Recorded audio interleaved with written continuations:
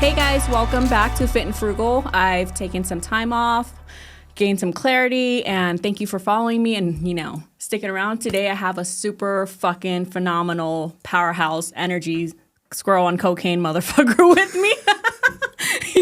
He's giving me all sorts of fucking eyes right now. But welcome back. I'm Nguyen, and here with me is my friend Rad. Thank you so much for having me. He's giving a little bit of the Eminem, mom Wow. spaghetti vibes right now. Where are we going to go with this conversation? That's what I want to know. Keep it locked in. Keep it locked in. Oh, shit. He was working on his, I think we had a green room outside. Yeah. And he was like, I'm working on my vibe. I had to make sure you didn't get sued on my conversation. Oh, shit. Yeah. Protecting your ass. Yeah, no. So I love your character and how much humor you have, right? Because coming from an artist and being a creator yourself, what do you think is your biggest gift? Because you come from music and now you create YouTube content, right? Yeah. What is your gift that you've developed over these past few years? I would say self-awareness. Yeah. Yeah, self-awareness of what I want, self-awareness of how I want to help other people, and helping other people practice that same quality. Why do you think we as a society lack so much of that? I think as a society, we don't know who we are. And I think we are constantly trying to find purpose in things that are completely vain in life. There's nothing wrong with liking nice things and doing it big and better. But if you're chasing the profit, you're missing the entire message, which is the people. And so I feel like people put the material things, or even with lifestyle marketing, the yachts, the hot chicks, the mansions, making it rain. That right there is what people lead with in marketing, in my opinion, for the most part. And there's a disconnect in the messaging of what you're actually bringing to that person. So if they're not reaching those results, then they're feeling like they're failing. Yeah. And so I like to lead with purpose over that. Yeah, and that's another thing with social media too, because it's such a high attention grabbing economy that everyone wants your attention, and nothing lasts past 8 seconds. So if you don't do it right in the first 8 seconds, you lose viewership. And as a YouTuber, click-through rate, all of these are just about engagement, just about connecting with people, right? Something you said the other day really resonates with me. It's more triggering, which is good. This is why I want to go deep into it, is that you said to be a good creator, you have to know how to evoke emotions, but that also requires you to be able to manipulate, right? Because you have to become a master manipulator? Yeah, you have to become a master manipulator. Yeah. And I sat on that for a while. And I was like, how does that make me feel? It sounds very narcissistic, but it is. It's really true. If you don't own the conversation, somebody else will. Yeah. If you don't own your life, somebody else will. There's nothing wrong with being a manipulator. Just don't use it to hurt other people. Yeah. Right? Yeah. But where does that line differentiates in between doing it out of the intention to help, to serve, versus doing it because I think statistically speaking, narcissistic people just have a higher chance at success because of that worth that they allow themselves. First, they give themselves permission to be successful. And two, they allow themselves to go after the things they want. And you just said that. There's nothing wrong with going after the big, lavish lifestyle. But where does that line end as serving versus doing something because that's what people want? I think it comes down to intentionality, and I think it's a gray area. I think it just depends on the person. Right? Why? Why is that? Because we're not all the same. And we all don't think the same, and we never will, right? Yeah. And so for me to say, hey, this is where my red line is on it, it could be completely different from somebody else, right? And so I don't like to project my moral standard on other people. But what I do want them to understand is if you're a coach in a coaching program, lead your people, right? Don't let your people lead you. They're paying you to lead them. So lead them. If you're making the content, make the content that you want to make. Don't let it be dictated by the industry, right? And whatever. So here's the thing. If you don't make people feel, they're not going to watch your content. And so many people are scared to be them, or step out and scared to be them because their views may not be popular. Somebody might not think that they're right. The bottom line is you can't please everybody. I tell my students all the time, you're called to somebody, not everybody, right? And your vibe attracts your tribe. So if you focus on your vibe, going after your tribe, you being authentically you is going to help you actually reach those people. Had I not been authentically myself with you, when Kevin Yee, shout outs to the master connector, okay, if I had not been myself with you, we would not be having this podcast right now, right? And so that vibe attracts that tribe. We're very similar. We're both contrarians. We're both empathetic people. We want to change the world. We want to make the world a better place. We've both been through a lot of shit. So in my opinion, you have to manipulate the entire situation. You cannot let people dictate how your content is made, how your life is ran, and what you do when you step into this world. Yeah, so if you guys didn't know, he goes by Rad, right? Rad. I told him, I was like, man, I don't like your normal name. Let's just call you Rad. My name Dan, man. That's my slave name. You know what I mean? Rad marketer, and I think what... Radical marketer. Yeah. Radical marketer. Yeah, radical marketer, the contrarian one. Yeah. So, a lot of people I feel in the influencer space these days, they are a slave to their content because the things that they say have to fit their brand messaging. And that's something that really gives me like the ick. Because they're like, unless I can talk about this on your podcast, I don't want to do it. I'm like, but where is the line with authenticity then? Because if you don't allow yourself to speak from your heart, right? Because at the end of the day, like when you want to lead with service, you want to lead with your heart centered. Like you want to speak your truth. And that is how you attract the people that are meant for you. Yeah. But if you only want to say certain things because of that identity that you tie yourself to, is your lane, your box, whatever you want to call it, you then again become a sheep to society because that's what society wants out of you. Versus this is what I want to, and this is what I want to evolve to. It's like levels in Pokemon, right? 100%. It's like I don't play Pokemon, but I can only imagine. And yeah, like at what point do you identify yourself as like, oh, like this is the end of that part of my growth. Like I'm ready to take the next step, but is my audience or my followership going to be ready for this next level of me? And how do you, well, do that's that? where a new audience comes in, right? So you cannot lead people where they're not willing to go. And so you can outgrow your audience. And that's where the pivot comes in. And that's where it comes really, I like to say everything has a time, a rhythm, and a season. And some people are operating their life and their business in the wrong season. Sometimes it's really a winter and you need to let some shit die and spring forth into a new season. Yeah. But I feel like so many people are holding on to the past life or the past success that they're just stagnant, right? And so you being 100% you, spending time with you, and that's why I feel like all the time, and that's what's really cool about you is that you love nature, right? Like you spend probably a lot of time with internal dialogue and self-reflection. I think that is such a huge thing for an entrepreneur, because if you don't spend time with yourself, how will you know yourself? And then if you don't know yourself, how will you know what you want to do?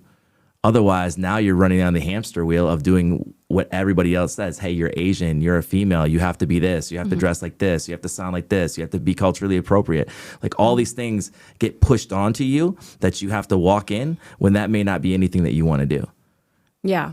And I feel like that's where a lot of female entrepreneurs, like that's what they think they have to do, is that the only way they can create impact, which now it's called the influence. People really want to influence. I think it comes from a space of wanting a deep connection with people, because at the end of the day, like we desire to feel we belong, and that's it. That's a core root of belonging. But a lot of that, I think we feel like we have to sabotage ourselves to fit in, because I think they misplace belonging and fitting in as the same sentence, but it's really not, right? So, as a man, it's different. You're a white dude. So you and I have different adversities that we have to face. We talked about this a little bit earlier with the grit and the stuff that we have to get through to get to this next level of us. And what was the hardest thing for you to let go of which identities you held on to the most that was the most difficult for you to get to where you are today? I had to embrace everything I didn't like about myself. I was a person that struggled with identity issues my entire life.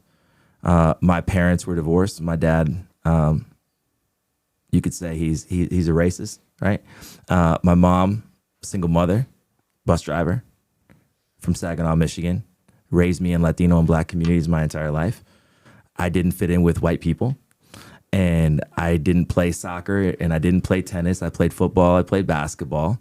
I skipped school. I was in hip hop music. I never related with Caucasian youth, right? And if I did, it was troubled Caucasian youth, right? And so I struggled with this identity. I was to this for that, and I was to that for this. And that really bothered me for a long time. And if I'm completely honest with you, I really didn't come to grips with that until the age of 30. And I'm 38 right now. And being able to relate with people in sales and be a top 1% performer in corporate America and SaaS and telecom, all that, I've been able to always be very similar to you in the sense of I can relate with anybody and everybody. I can make people feel comfortable. I can mirror them. And I can find something to relate with in a common bond. It's like what you said. It was in the green room conversation. You guys want to hear those green room conversations, by the way. In the green room conversation, you said that there was a lot of things that you had to say and do in a portion of your life to have success. And that is something that's learned, right? And so for me, I had to embrace the different part of me, the person that really can't speak proper English, the person that is very unique in how they think and very extremist in some ways of like extremists of simplicity, right? And just, contrarian on all levels, from my political beliefs to my spiritual beliefs to how I create content, on how I lead others and what I believe, and just all types of stuff. I had to come to terms with that and be okay, because what I was realizing was I was never okay with me. And so now what I'm trying to do is help people be radical and be themselves. Live, love, inspire, live the life of your dreams, love others and love what you do, and inspire others by what you do. So my entire movement of Radical Nation is helping people truly tap into the beautiful person that they are, help them fully embrace that, and inspire others by what they do. There was one thing I wanted to touch on when you said authenticity. Okay, I tell people all the time, transparency builds trust, right? And if you're not transparent, you're missing the mark as a creator and as a coach and as an entrepreneur. It doesn't matter how fancy your sales page is, how many concerts and how many stages you've rocked on. If you are not transparent with people, you are missing the mark. Transparency is what builds trust. And that right there is the best funnel hacking that you can ever do. So many people are focused on the perfect funnel and the perfect copy and the perfect... That doesn't matter. People buy how they want to feel. People want to feel. Help them feel. And so when you tap into your authenticity, you tap into your purpose, you tap into your tribe, now you're literally creating a vibe that resonates with many people. Like, oh, I really like this person. There's something different about them. And other people are like, man, fuck this guy. I don't like this guy at all. He's a piece of shit, right? So that's fine. But if you look at people that have been uber successful in content creation, influencing, whether any space, even Grant Cardone, like people could like, man, that guy's a shock jock. I don't like him. But there's people like, man, I love Uncle G. People like Gary Vee, like, man, get this hipster out of here. But there's people like, man, Gary Vee changed my life. Yeah. So if they weren't themselves, they wouldn't have the success that they had. And then I want to tell everybody listening to this beautiful, amazing, frugal podcast, by the way, that you all are enough and you have a purpose on your life. Now, finding that, getting clear on that, digging for that is worth it. And personal development, spiritual development, relational development, health development, these things matter. It's not Woosa from Bad Boys, like it really matters. The biggest investment you'll ever make is on yourself, because when you know yourself, you can pivot and pivot and pivot as you grow and as you change and as you walk through different seasons of your life, and you can touch the world. Never before have we had more access than we do right now. We can literally be in Vietnam. We can literally be in Kuala Lumpur. We can literally be in Bali with just your phone, right? And you can touch the world. Never before have we had access to this type of technology. And we're getting more with AI, spatial computing, VR, all of that. It's not going to get any less than. It's going to get more than. So tap into who you are. Get to know who you are. What is your why? Why does it make you cry? Because if your why doesn't make you cry, your whole business is going to die. And I think that part of vulnerability or the lack of self-connection is where a lot of people get stuck, right? Because one, they can't allow themselves to shed that part of identity. Identity is limiting beliefs, I feel like. And that's a lack of self-awareness to where now there's a lot of messaging on social media, especially with female influencers. I just don't feel like they understand what they're saying because they're mass producing and they're replicating other models of other people are saying. So that to me is just a pile of garbage because you're just regurgitating what the internet is saying. But I'm like, do you really truly believe in your message? Right? Because you can feel when someone's speaking from their heart that you like they actually believe in what they're saying. A lot of people are throwing around like walking in your purpose. So when you said that, for the last few years, I couldn't define what purpose really meant, right? So when you say right things, yeah. when you say things like contrarian, it's getting thrown more and more popularized, it goes right? against the grain. Yep. Yeah. But now that everyone thinks they're against the grain, does that make that mainstream now? No, Because everyone thinks they're contrarian now? They think they are, but they're not. Right? Right. And at what point is like, well, then everyone is just believing that they're contrarian. They can say whatever the fuck they want. They can slap a brand on themselves. Yeah. Because as long as you said, if they have the right sales page, if they have the team that does their marketing for them, it doesn't even come from them anymore. It comes from the people that know how to do things better than them. And that's why this outsource economy that I believe supports the lifeline of creators and of entrepreneurs, it's getting diluted so hard that like authenticity is just bleeding. Because we don't have enough fucking time. We don't have enough attention. You know? You know, it's, you know, you say something really good there, right? A lot of people will say there's something, but they're really not. You know, if you say you're an apple tree, you should be producing apples. If you say you're a blueberry vine, you should be making blueberries, right? A lot of people are saying that there's something and they're not bearing that fruit. What I mean by that is this. Just because you like Cody Sanchez and Alex Hormozy doesn't mean you're a contrarian. And completely honest, if you say you're a contrarian, then fucking make the content. Don't give a fuck about what it looks like. Add massive value. Don't sell for a year. Don't have affiliate marketing for a year. Serve people till you can't serve anymore. That's contrarian. Yeah, because I think, well, I want to ask you this before I jump the gun, but what do you think differentiates an influencer versus a creator? I think everybody's an influencer. What are you influencing? Everybody's a creator. We're made creatively. Most, God forbid, people that can't have babies, that's a horrible thing. But there's, you know, most women can have a baby. You're creating. Most women or men can make food. They're creating. You're creating in your relationship. Your life is art. How are you creating a beautiful life in your relationship? How are you creating a beautiful life in your own spiritual life? How are you creating a home that your dogs can play around in? We're all creators. Every single one of us has creative ability. You can sing a song. You can create a beautiful story. You can create a beautiful home. You can create the life that you wish and want to create. You are a creator. And you are an influencer. Every single one of you is a creator and an influencer. You just don't know it yet. And every single one of you is the NFT and the content. You just don't know it yet. NFTs, non-fungible token. There's not another you, baby. There's not, right? So there's one NFT. You are the content. All you have to do is take that cool iPhone that you have, right? Not Android, cool iPhone. Excuse you. Okay. And just take the content, right? Just record the content. You are the content. And this podcast is over because you hate it on Android? Yeah, let's this do it. This is the end of our Team friendship. Apple juice, baby. This is the end of our friendship. We don't like lemonade, baby. We don't love lemonade, you know? Okay, so what is something that you're really proud of that no one knows about? That's a really good question. I would say I'm really proud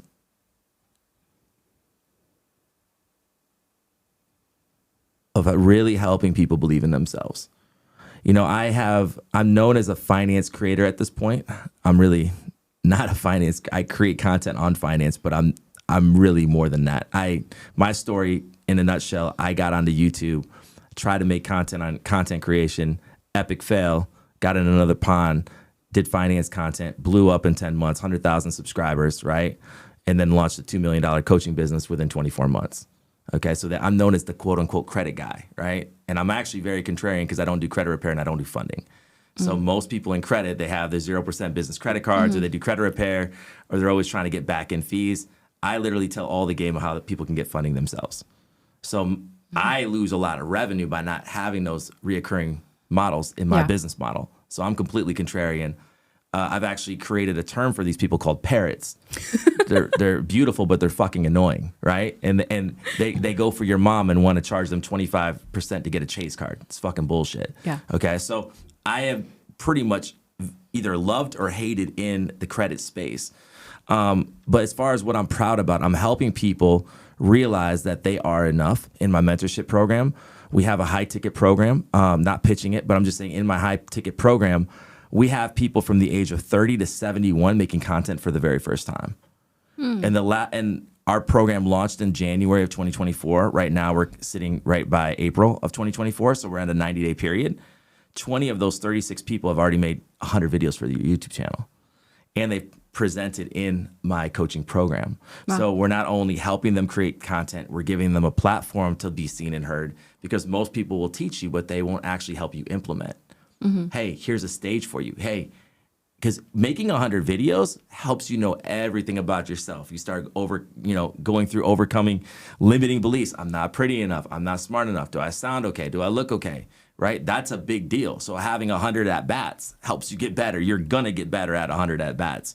So I am really proud about actually helping people believe in themselves. And with my channel, I've had millions of views on my channel. I don't know how much funding I've helped people get for free. So being able to get the funding to keep their business alive during COVID, after COVID, I'm really happy about that. And some of the biggest success that people have, they'll never know. Yeah. They'll never know. You'll never know the type of impact you make, because not everybody will tell you, right? They just want the money and they'll go, or they don't know how to tell you. So just because you don't feel that you're making the impact doesn't mean you're not making the impact. Yeah, and something with that is there's ghost watchers and there's like silent supporters, right? Just because a lot of people are still afraid of their voice and they don't want the world to see them engage with certain content too, doesn't mean that they're not seeing it. And that's something I learned the hard way, because I've gotten a lot of messages on people that saw my podcast. I'm like, I didn't even know like you follow me or what, because they don't. Yeah. But they're like, hey, I really like this episode. Like it really helped me when you said this. Yeah. And I was like, what the fuck? Yeah. But like little things like that like really shapes my beliefs in that it doesn't really matter who you're creating for. The right people will find you, right? Because metrics are a vanity after all, like you said, right? It looks fancy. We need it. We need it. There's a part of our ego that needs that just to have enough subscribers to be monetizing. But I think in the short term, people fixate on that because that's the goal is easier than the journey, right? So when you shift your identity from creating out of a place of like, if I can help one person, that's why I'm creating, then that would change everything for me, And I think when you said that's what you're most proud of, is that something you felt like you've lacked your whole life? Is that someone or nobody believed in you, therefore now you want to be that person for someone else? That's really good. Good question. I've always believed in myself because of my mom. My mom was my hero. She died of stage 4 cancer. I preached her funeral. I took care of her. I was her power of attorney. She raised me as a single mom. Like I said, my mom was the ideal mom that I would love to portray because she invested fully in her kid. Only child like yourself. She remarried later, had other kids. But moms are everything, right? And so I feel like I was lucky and blessed enough to have a mother that told me I could do everything, to the place of delusion. Like, oh, baby, you're the best cook. I can't cook macaroni and cheese. You know what I'm saying? Like, just ridiculous stuff, right? But I never had a problem with self-belief. If anything, it's because of her that I have it today. So I never struggled that. But what I did do, where the ego did come into play, was everybody say, oh, Rad, you can't have $1 million coaching business or $2 million coaching business without running ads. Never ran an ad in my life. Don't know how to run them, Tani. Tell me somebody that could show me how to do it. We'll do it. Never ran an ad. Didn't do affiliate marketing. People said I couldn't do, this is a beautiful studio here, but shit, if you go to my old YouTube videos, you'll be like, that's super lo-fi, bro. Like, you got cat hair on your shirt. Like, what is this? You really have this many subscribers? Like, it's completely lo-fi. But I did that for a reason, to show people I could do it, right? And I also did it for a reason so I could tell my students, hey, look at my journey. It's not, nobody's born a Kardashian, dude. Everybody that acts like they got to be Vanessa Lau or Tina Lee or all these people on Instagram or YouTube, they don't have to be. Like, you won't be. Like, this is like hours and hours and hours and hours and years of doing this shit that nobody sees, right? And so don't compare yourself, because I feel like that's the biggest robbery of joy. Yeah. And I think social media kind of minimizes the journey itself. Yeah. Because now people are just trying to imitate the results, but they're not willing to put in the work and the commitment it takes to actually get there. Yeah. And then they're complaining. They're like, well, I'm not getting the same result. I'm like, okay, you spent 3 months doing something that someone spent 10 years doing. Yeah. Yeah. And I know that that's what people sell, right? They sell on emotions. They sell the coaching on I can get you there faster, which to a certain extent it is true because that's Depending why on the coach. Depending on the coach, depending on whether they see themselves as a mentor like yourself, mentor and coaches are different than influencers and gurus, in my opinion. Yeah. Just because, 100%. buy my blueprint, you'll make $100,000 in your first month. I'm like, okay, and then My toilet paper's better, bro. You know what I'm saying? But I think when they understand the pain point so well, and most people come from lack of freedom, lack of money, because they come from a place of lack. They don't really understand what fulfillment feels Scarcity like. mindset's real. Yeah. Yeah. Yeah. Poverty mindset's real. Yeah. And why do you think that's such a big pain point in social media is that's the thing that they're targeting? Now they're using freedom as a selling point, right? Yeah, freedom is the selling point Yeah. for me anyway. I think it's a big selling point because people are, Tani, this is where it comes down to self-awareness. People don't know what the fuck they want in life and they don't know who they are. How many people listening to this podcast, and I want you to actually DM Tani after hearing this, say that was for me, okay? This right here. How many people are living a life that they're absolutely not happy with?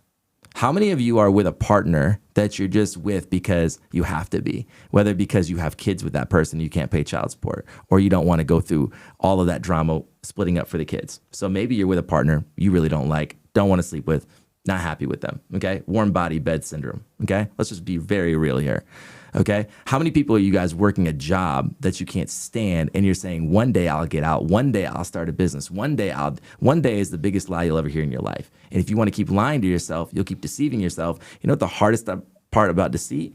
When people are deceived, they don't even know they're deceived. They think they're living the truth, but they're fucking deceived. And the more that you start lying to yourself, the more deceived you become. Yeah. The more you start hearing things but never take action, the more deceived you become. And so you have all these people around wearing masks, scared to be themselves, deceived, living a life below what they want, and they're wishing and wanting and grasping and trying. And so they're operating out of a place of scarcity because they're so desperate to have what they see on social media when it's not real. And a lot of it's fabricated. Right? And a lot of it, you don't even know the full context of. You don't know how many ad dollars that was placed to put in front of you. You don't know how much all this stuff was going on. So I feel that the scarcity is very real. And I feel like people are desperate for change, but most people are not willing to do the hard, deep work that you do to get there. Yeah. Because to do the hard, deep work, it's fucking scary. To lead into pain when you know that it's going to be so fucking painful to lead into it or break up with this person. I don't know if I'm ready for that. I can't take that in my life right now. But if you don't lean into that pain, now you are lying to yourself and you are wasting your life, and life is but a vapor. Dude, I was like 21 kicking it like yesterday. I'm 38, dude. And I got this beanie on my head because my head gets cold because I'm bald now. You know what I'm saying? So it's like, don't waste your beautiful life because you don't know when that DOD is, the date of death. The life is made in the dash, the middle. Life is won in the second quarter, the third quarter. Anybody can start the race. Not everybody can finish the race.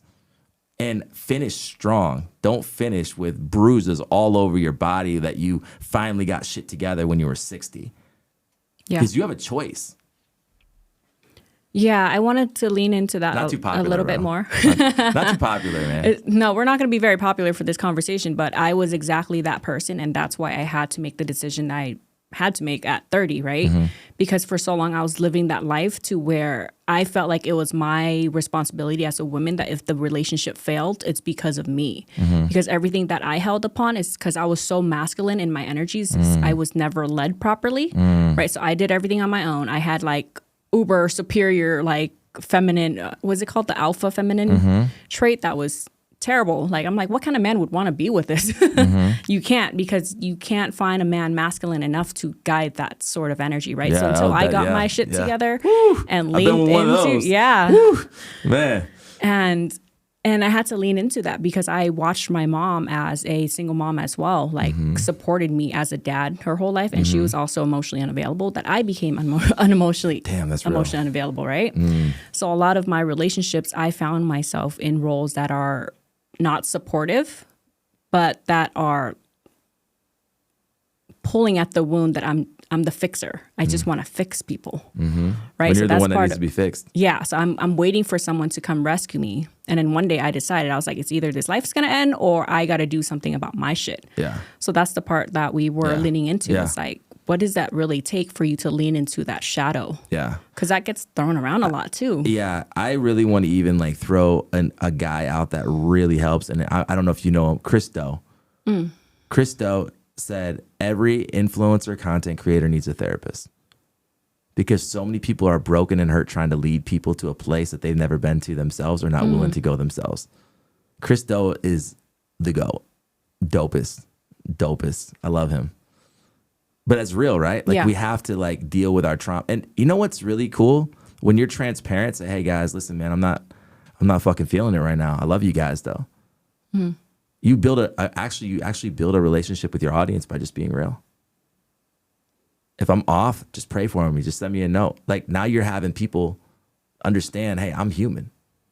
Right? Like that rawness, that realness. Hey, I'm just like you. Like I think that the new economy, the creator economy, Web3, there is a space and a place for every single person to be 1000% them. We don't need any more, fakes. We don't need any more filters. We don't need any more of this shit. We need you to step up and be you and learn you. And when you learn you, discover you, celebrate you, you bring something to the world that nobody else has to offer. Nobody else has your fingerprint ever. Ask the authorities. Nobody has your fingerprint, right? No snowflake is the same snowflake. Like you got to really understand how original you are. Like there is enough in you for this world. You just have to dig into it and say, what do I want? Who do I want to serve? And how do I want to show up? Yeah. Why? So, that really resonates with me, the not enoughness, right? Because I feel like it's like a mass disease. Because Is it cultural too? I think it's cultural because as Asian descent. Shout outs to all my Asian fam out there. Hopefully I get more Asian followers because of you. Just letting you know, hey, please, I love Asians. Let's go. Asian vibe, let's go. Dude, you're practically Asian in a white man's I'm body. Caucasian, yeah. So the caught in the Asian, so I'm part Asian. Yeah. Wish. Got a baby Asian girl coming. So yes, I am in the I'll vouch now. for that. Yeah. 100%. No, I think it's just a cultural, like societal disease that programs us to not feel enough. And coming from being Asian, it's like we were only praised. No, that's the wrong choice of word. We were never praised. That's probably why all of us should be in therapy. We were never Ton, you are a legend. You are a legend. You are a legend that the whole world will know one day. You are amazing. But what the fuck was I saying? Yeah. I just praised you and you lost your train of thought. Dude. I'm not used to receiving compliments. You see, this is what happens. No, yeah, I get it. I go back to avoiding. Yeah, no, I get it. I understand. It's cool. I receive it. But you said people, you said that's why we need therapists because we can't take compliments. Yeah. Okay. Yeah. Oh, yeah. So I think it's a disease as a society because we were just groomed to be what people need out of us, right? Because as Asian, you have to go a certain way to be accepted. And I know that for me, I dropped out of college at 18. I barely made it out of high school. I was like high all the time, right? But I had to do it because my parents. They found out later on that I didn't have a college degree. I went back at 26. But the paradox in which I live is that I dropped out of college at 18 and then I graduated college at 30. But I graduated magna cum laude and I was like, what the fuck is that? Like, I didn't believe it because I'm like, am I dumb? Like my entire life, I thought I was dumb. But then I realized I'm like, I wasn't trying. I never tried. And then when I tried, I became someone that I hated so much in my 20 that now my journey is like, how do I build a life that I actually enjoy waking up to? Yeah. And that's my success now, right? It's that when I used to wake up, I'm like, what does it feel like if I don't wake up? And that's the kind of pain that you don't want other people to feel, is that they're chasing the success that they think they have to have, the money, the career, the relationship. I was in a 7-fucking-year relationship. I was miserable as shit. Dude, I'm right here with you. And twin sister right here, bro. Yeah, like I didn't know myself then either. So all those lessons that Why did you stay in a 7-year relationship? I think I was just so disconnected from myself that Okay. I disassociated from myself because I was also an alcoholic. So I chose numbing and I chose to avoid all the parts that could have possibly potentially connected me to the person. Like we were just at such a disconnect, like 2 to 3 years in, that it became a comfort, right? You said the warm bed syndrome. Yep. It's that when my mom started getting sick, the years that I was about to let the relationship go, I didn't have the tools to cope with exiting another relationship because at that age, as an Asian woman, you're supposed to be married. I was not. Like I was still going to college, right? So that comparison syndrome kind of fucked me up because I'm like, wow, I'm way behind in all these people. But You sound like you were kind of contrarian in the Asian world yourself. yeah. So, and it's fucking funny, right? Yeah. And I looked at it, I'm like, was I ever really happy? And that was the hardest question that I had to sit down and ask myself. And I asked myself that every single day for 3 years. And I couldn't answer it because I was living the lie. I was like, I should be happy because I had all these things, but I'm not. Why is that? All my friends were fake. You know, so all my friends were bought. As long as I'm paying for their shit, as long as I'm taking these fake vacations and taking photos whenever the fuck they want, like living as a puppet, I should be fine. But I had zero personal connection to anyone. And that sort of loneliness kind of led me to a path to where I'm like, whatever my success looks like in my 30s, I just don't want to wake up with that feeling anymore. Right? So now when I wake up, I'm like, like what does Tani want to do today? And that peace of mind, I feel like it's my sense of freedom, right? Because literally, it doesn't have to do with money, but money gives you the ability not to deal with people's shit. Yeah. I don't know how many people you can change lives if you don't have money. Yeah. Money's, I can pray for you, I can feed you, but at the end of the day, you may need some money. You may need some money to get your message out, Money for the mission, not mission being your money. Yeah. Ooh. Money that's for good. the mission, not mission being your money. People over profit, not profit before people. Yeah. I love Buddhism in a sense because the detachment is a big deal, right? Like you have to detach from the end result, right? Like when you're talking about showing up as your full self, it should be the same in a podcast room. It should be the same at a casino dinner. It should be the same. You should be the same on camera, off camera. Oh, wow, you're the same. Yeah, fucker, I'm the same person. Yeah. Right? Because when you're walking in your purpose, you don't give a fuck what people think. Yeah, it hurts you when there's trolls. Yeah, you get discouraged at times. Yes, you second guess yourself at times. But when you're walking in your purpose, man, you're just fucking the shit out of your dream. Oh, yeah. I don't know how many people haven't, listen, can I be a little explicit? I don't know how many people making some fucking great sex and just thinking about, oh my God, should I stop now? No, fucking go hard. Go in, right? Enjoy life. Don't worry about all the other side shit. Worry about people. Go where you're celebrated, not where you're tolerated. Go where you're celebrated, not where you're if people are tolerating you, those are not your people. If people are celebrating you, they may look different than you, sound different than you. Oh, I can't believe these people follow me. They celebrate you. That's where your favor is. That's where your provision is. That's where your breakthrough is. Stop thinking and start doing. Yeah. Bro, don't get me going. Damn. Man. No, I love this energy that we're able to have because I feel like a lot of conversations gets lost because, first of all, I was on this other podcast that what they wanted me to talk about was trending topics. They're like, these are trending today. Can we talk about it? They want to go viral. And I'm like, all right, that's cool, but should I do some research? And that makes me feel very mass produced. Yeah. Because then I'm like, what are my original thoughts on this, right? Like we don't have there's no originality when you become someone that, okay, fake people loves other fake people. Yeah. And that was why I was very comfortable saying like, how's fucking fake? Because I was tolerating a lot of people because I was an alcoholic. But now that I'm sober, everyone is so fucking boring.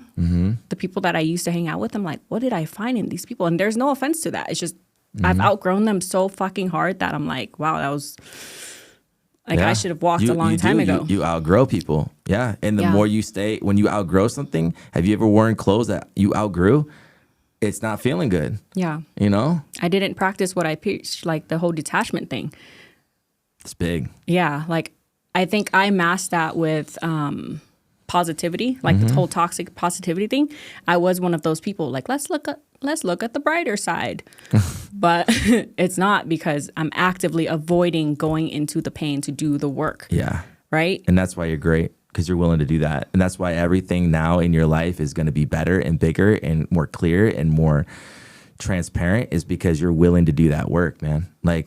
Kudos to you for doing that work. If there's anything that's success to me is doing the work to be fully human and fully yourself and being fully okay with that. Yeah. You know, I have a daughter on the way. She'll be here in August. Maybe this podcast will be out by then. I don't know. I'm doing the inner work right now so I don't pass on what I'm going to call the sins of the father, meaning my insecurities, meaning my different vices that I'm not proud about, or the things that like I could be doing better about. I want to have the most amazing, healthy relationship with my daughter. I want to be known for being a dad that raised a world changer. Like, that's my little girl, man. Like, when I found out I was having a little girl, I'm like, this is it, man. I mean, I could throw it all away, start the Rad Dad podcast, and just, you know, be happy with just celebrating and making that little girl my mission in life, you know? And I think we're losing the place in society where we value our family and we value ourselves. You know I come from a religious background, and so I would see pastors all the time try to have the latest book or the latest conference, and they would neglect their families, man. And they would cheat on their wives, and their kids would have no connection with them. Mm-hmm. And most people that were quote unquote pastors' kids would be the biggest devils in the world because they never had their dad, man. Your dad wants to give to all these people, but not give to me.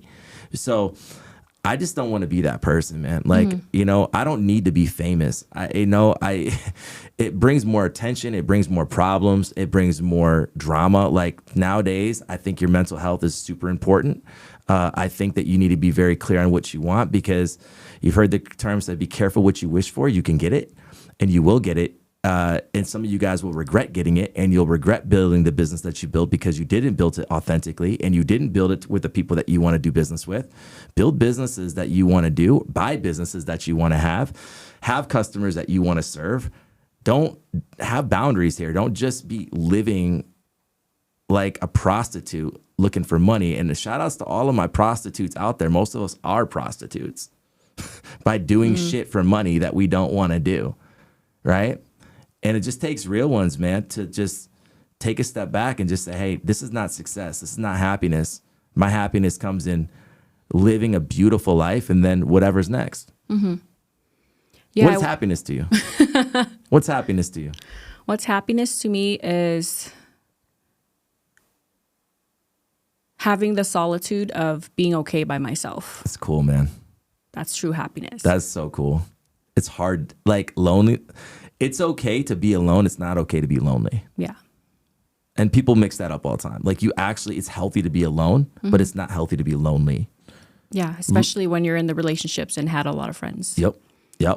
Yep. And so I just, if you're in a place where you're like isolated right now, cool, but like, don't stay there. Like, you need to know yourself. Okay, it's time to be around people now. It's time to because people also like, energy attracts energy, right? Like, this conversation is doing something for me. It's doing something for you. We're not going to be able to get that if we're alone.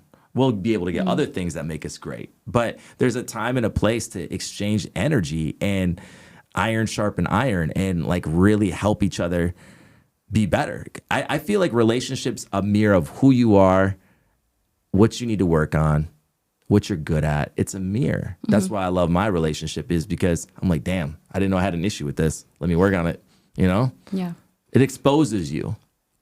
Yeah, and I think my other favorite thing about myself is that we can trigger people. And I think our gift of triggering people is showing them directly the fucking mirror, right? Because like when I first met you, they're like, we're the kind of people to where you either hate us or love us. I love that. We don't want the middle ground. I don't want the middle. Do you like lukewarm coffee? I don't. Hot or cold, bitch. Let's go. Exactly. Yeah. Like, as long as I'm living in gratitude, like every cup of coffee I have, it's going to be the greatest one of my life. And that's the energy I want to carry into my relationship, my friendships with people in my intimate relationships, whatever it may be. Like, this is the best I'm going to give it, right? Yeah. Because I don't want that fucking lukewarm sentiment. Nobody wants that shit. Yeah. I don't want to spend my time with people that are gossiping about me or hate me, because they will. Yeah. I want people that fucking love me or hate me. And like, that's scary, because you will get a lot of hate. Like, when you're that person, like, they'll call you everything, Tawny. But it's you have to get in a place where you just are okay with if you're not creating that hate, you won't have that opposite effect as well. Yeah, no, I want to acknowledge you to circle back to your daughter. I've been sitting with that since you've said it, right? Because I didn't grow up with a father role, right? Child divorce as well. So I guess we do have a lot of similarities. Yeah, we do, man. In the pain we've carried in most of our life. And I don't know why it isn't said more in society that the dad plays a really important role in terms of how these girls grow up. Not to throw daddy issues in there, but it's real. It's a real thing because there's a lack of real masculine energy to show her where the boundaries are, where the standards are on how she should operate her life and take shit from nobody. You know? Yeah, I'm a man that believes a woman can do anything, and I want to empower my daughter to be that. And I think that there is something really beautiful about femininity, and that looks different for different people. But I think men need to grow the fuck up. I think men need to be men of their word. There's a word in New York, word is bond. It's hip hop language. It's your word should be your bond. Your word should be enough. We have so many men walking in a lack of integrity, cheating on their girls, like saying one thing and then fucking around, right? We got so many men out here throwing words like integrity around when they don't even know what the fuck that means. Like, we need men to be men. And that's what I have a very masculine role, but I have a very like empathetic, feminine energy too, where I was raised by women. I love women. I appreciate women. I want to see women make it and succeed. I also love the immigrant. I love the underdog. And so all of these aspects for me, man, I'm just like, I'm really hard on men because I need men to be men. And that could be very controversial, but I need men to lead and guide and comfort and provide and do a lot of these things that aren't happening in society today. You find this more in third world countries, which I appreciate, but we need men to step up in their role and be men and love their partner and provide, and not just money, but provide time, energy, emotion. We need men to tap into the sensitive side of them and to give hugs and to open doors and to serve the homeless and to just be fully masculine. It's so much in that masculinity role, but we need men to be men. I'm just going to put it that way. Yeah. I agree with you with American being a place of rugged individualism, which fucks so many people up, especially with social media. Bro. And that is success is achieved alone when you're the lone wolf. Yeah, man. And we're not meant to live alone. Yeah. So tell me a little bit more about your love of Asian culture, Asian people. And I feel like your sense of identity and identifying with the cultural difference between how success is achieved in other countries versus here in America. Yeah, I'll speak specifically to Asian culture because I experienced a lot of different cultures, but Asian culture, I live part-time in Jakarta, Indonesia. Okay, so that's one of the largest cities in the world. Indonesia is the largest Muslim population in the world. And in Asia specifically, what I appreciate is it's very different than the West in the sense of individualism here. It's cool to be individual as long as you're not fucking up the vibe in the community, right? So in Asia, it's very communal focused, and it's about the overall society and how things are being done and portrayed. One of the other things that I really like about that is because it's not all about you. And I think that's a big learning lesson for America is that it cannot be all about you. There's good in that and there's bad in that. I appreciate the communal atmosphere of living in Asia. The other thing I really appreciate about Asia is just the hospitality. It's amazing. The food's fire. And then I also really appreciate if there's one word that I put on Asians, it's excellence. Now, that's a two-part thing, right? Like, a lot of people find their identity in doing or performing, right? But that bar is so high of excellence and just crushing it. And dude, like, I don't know if you've seen it, but like, you know, Chinese restaurants are open on Christmas in America. Bro, it's still open. You know, like the work ethic is crazy. Like, there is so much beautiful things spiritually, society-wise. Like, I love it. And I really appreciate, I've been all over Thailand. I've been all over Indonesia. I love the Philippines. I'm excited to go to your, homeland of Vietnam. Just a lot of places I've spent all over in Asia. And I just really appreciate overall, I always tell people all the time, the future is Asia. And they don't like it when I say that, but the future in business and finance, and I'm telling you right now, the Asian countries too, the ASEAN, I feel like we're getting in a time of age with Web3 and creators where all of this, you see all of the VAs, right? Philippines, right? But you also have Indonesia and you have Kuala Lumpur and Malaysia, and all of these Asian countries are about to shock the world in the 2030s. And you're going to see a huge wealth transfer come right over to the East. And you're going to see these countries dominate. They have massive populations. They have massive amounts of resources. And people are sleeping on Asia. As far as people investing in real estate, I think create businesses, create partnerships, get land in Asia. Obviously, there's a lot of laws around owning land if you're a foreigner. But for example, in Malaysia, you can have the second home program. If you invest money in Malaysia, you can actually own property, being a foreigner, and have residency in Kuala Lumpur, Malaysia, or anywhere in Malaysia. So Malaysia is one of these places where, the homes are really grand outside. If you go to Japan, it's really small. Korea is very small. It's huge places. It's very affordable. Malaysia is a hub for international business with the Arab world and the Asian world coming together. It's centrally located. It's an amazing place. It's a place that I'm actually looking at investing right now. Yeah. I want to follow up with that after this because now you're kind of a real estate girl a little bit. Yeah, that's why I was like, tell me more about what I don't know because Malaysia's amazing. Yeah, Malaysia's amazing. I think that is something that I do want to add to my calendar this year. Okay. Is towards the end of the year, hopefully the calendar of the businesses checks out. Is because I no longer want to take vacations. I didn't learn that until 2 years ago.